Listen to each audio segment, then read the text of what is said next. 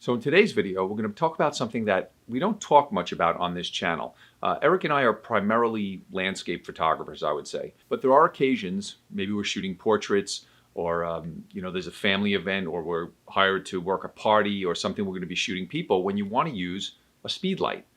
So a speedlight is a flash that just kind of mounts to the top of your camera. This is a Nikon speedlight for my DSLR. Most camera manufacturers make them for whatever cameras they sell, and it mounts to the top like this. So you might say to yourself, when would I use this? So this video is really for newer photographers, or if you've been shooting for a while but you're not really sure about flash, maybe this will give you some pointers on when and how to use it. The first thing I'm going to say is I am not a master technician when it comes to flash. I know when to use it because of years of shooting, and I've figured out ways to improve my photography with flash. I'm primarily a landscape photographer, so I don't use it often, but just recently, I'm going to give you some examples. My daughter graduated from high school, so I put the flash on the camera, and all of the images that I taken of her with her cap and gown and some of her friends at her school, and just portrait type pictures, I made sure I had a camera flash with me. And the reason is because I knew I was going to be shooting in the daytime. And this is one of the things that you probably don't think about as a photographer, is using flash during the day. But it's one of the most important times to use flash. And I actually, almost never shoot portraits of people when it's dark out. I'm using my lighting during the day to shoot people because you have to combat shadows. The sun is always going to throw shadows no matter where it is, unless you have your back completely, to the sun. But then there are times when you do that and you'll have the sun exposed properly, but the front of the camera is completely dark. So you need to fill that in with some sort of light. So flashes can, come in different sizes, different varieties, and many different price points. There are very inexpensive flashes made for cameras that basically just throw a little bit of light. There are other ones that are TTL flashes, which means through the lens, or ITTL, which is Canon's name for the same thing, which basically uses the camera's metering system to determine how much light needs to be thrown on a subject. And this is a great way to get started with flash because it kind of takes some of the guesswork out of it. If your system is working correctly, the flash will adjust automatically. If you zoom your lens in, it knows that it's closer and maybe doesn't need to throw as much light. Or if you take a step towards somebody, it'll back the light down. Or if you're further away, it'll throw more light. So the camera's making a lot of the decisions for you, and it makes it easier.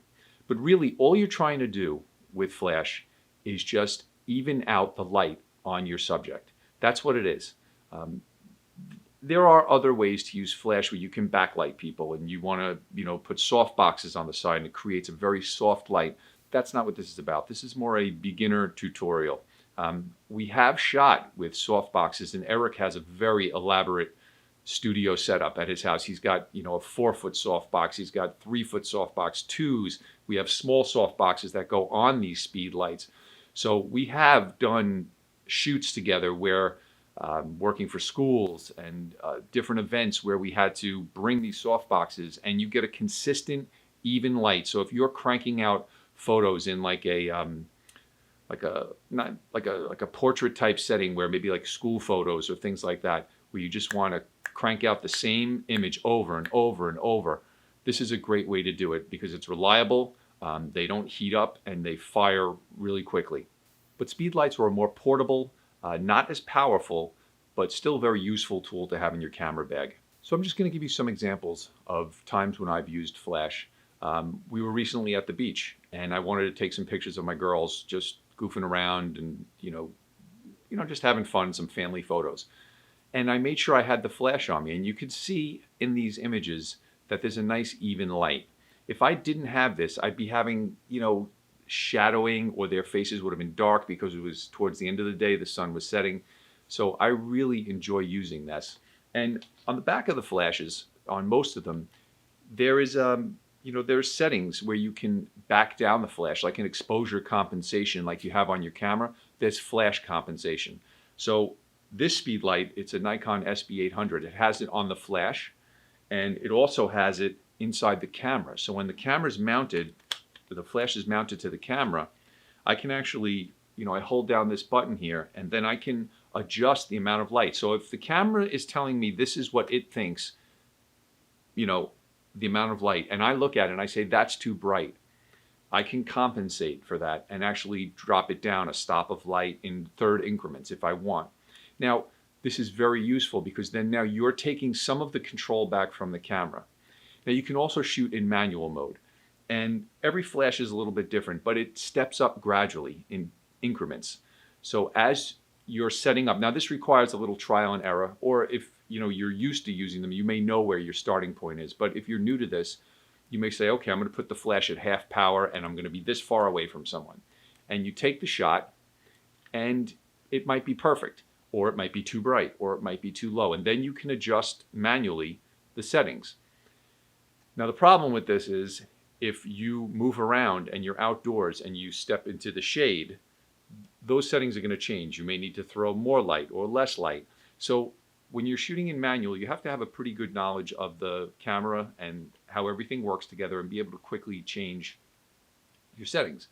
Now, I find using manual flash easier at night or in a controlled environment like a wedding or inside of a venue or a gym or anywhere where it's controlled, because the ambient light stays the same. So once you kind of dial in the setting that you want, then it's much easier to shoot. Then it's consistent. You can get the same light going, and you can also control how much of the ambient light you want in your image.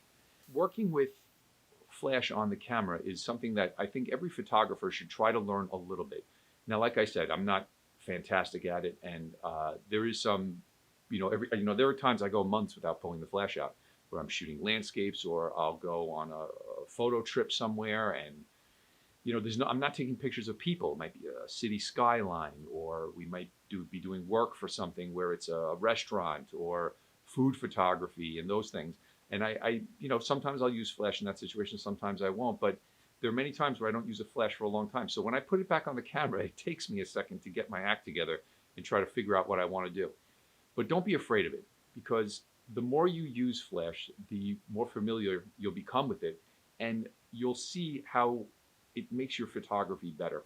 Especially if you're wanting to shoot portraits at all, you need to learn flash. And especially with kids, and if you're shooting moving subjects, it's great to use the TTL function, and you can really you can capture some great images that maybe would have been all shadowy and hard to fix when you're editing your photos. So I really recommend learning flash. And when you're doing a photo shoot where it's controlled, maybe like family photography, or if you wanted to shoot even your own children, it just adds such a nice, even professional look. One of the things you want to look at when you're getting a flash is if it has high speed sync.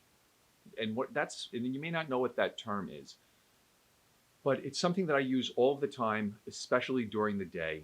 And if you don't have it, you're going to have issues with overexposure. If you want to shoot with your lens wide open to get a shallow depth of field, chances are during the day you're going to be letting a lot of light into the camera.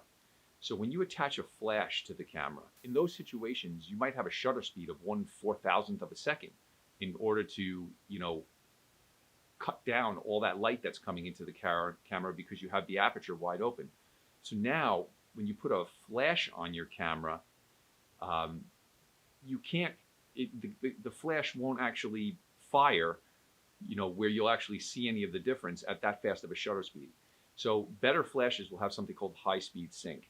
And what it'll do, it'll allow you to shoot at a faster shutter speed than you would normally be able to.